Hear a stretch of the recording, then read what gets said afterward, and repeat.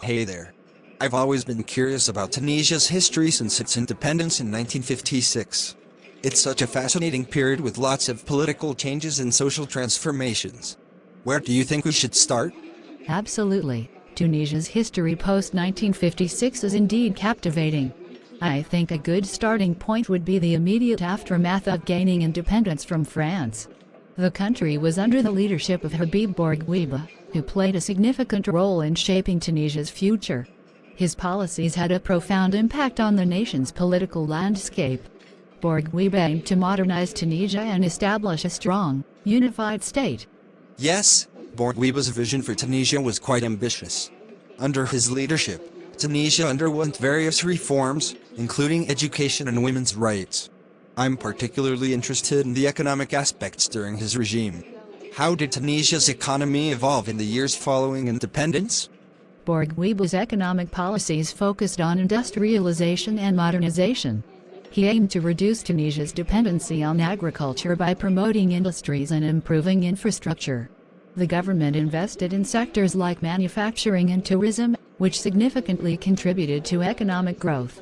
Additionally, Bourguiba implemented land reforms to address social inequalities, redistributing land from large landowners to peasants, which had a positive impact on rural communities.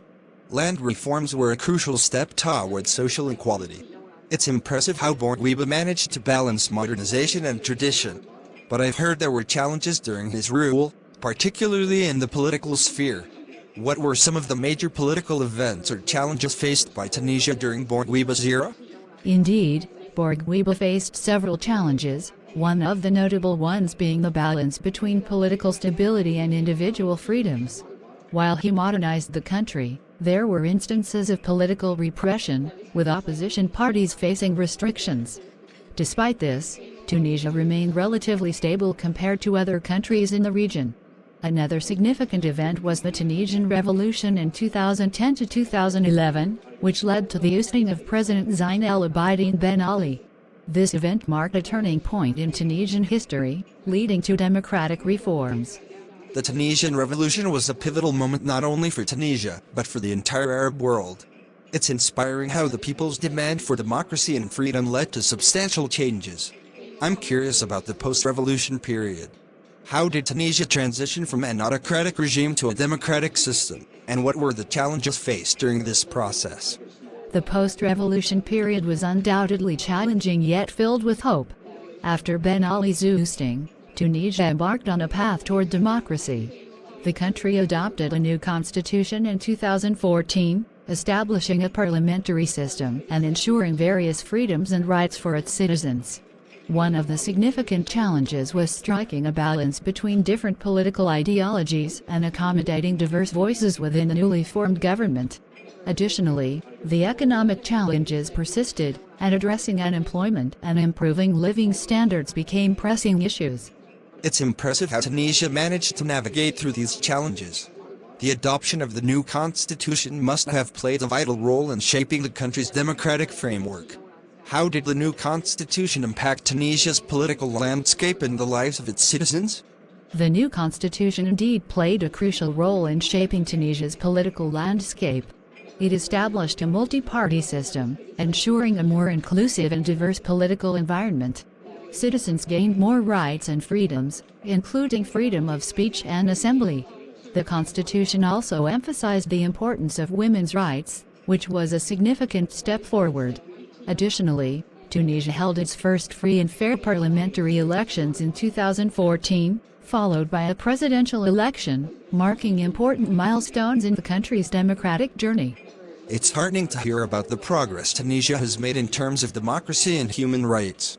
I'm curious about the cultural aspects during this period. How did Tunisia's cultural scene evolve, and were there any notable achievements or challenges in the realm of arts, literature, or education?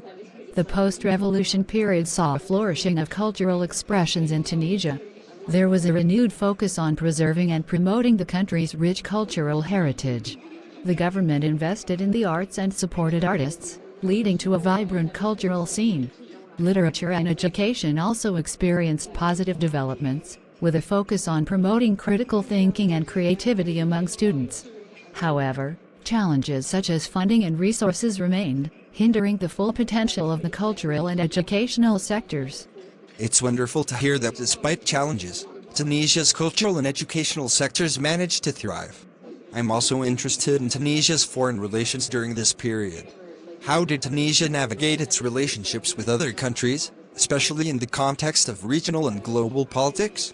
Tunisia maintained a balanced approach in its foreign relations, aiming for peaceful coexistence and cooperation with neighborhood countries and the international community. The country played a significant role in mediating regional conflicts and promoting dialogue. Additionally, Tunisia actively participated in international organizations, fostering diplomatic ties with various nations. Its commitment to multilateralism and diplomacy helped the country gain respect on the global stage, enhancing its position in international politics. Tunisia's approach to diplomacy and conflict resolution is commendable. I'm curious about the current state of Tunisia as of today. How has the country progressed since the revolution, and what are the major challenges and opportunities it faces in the present day? As of today, Tunisia continues to make progress in its democratic journey.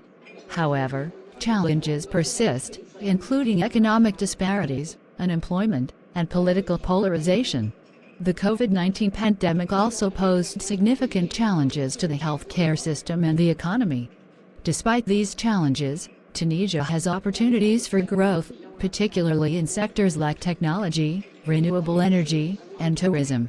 The country's vibrant civil society and engaged youth are driving positive changes, and there is hope for a more prosperous and inclusive future. It's evident that Tunisia has come a long way since its independence in 1956, with a rich history of political, social, and cultural developments. The resilience of its people and their commitment to democracy is truly inspiring. Thank you for sharing this insightful discussion about Tunisia's history post-1956. It has been a pleasure learning about the country's journey through your perspective. You're welcome. Tunisia's history is indeed a remarkable story of resilience, progress, and hope. I'm glad we could explore this topic together. If you have any more questions, or if there's anything else you'd like to learn about, feel free to ask. History is a vast and fascinating subject, and there is always more to discover.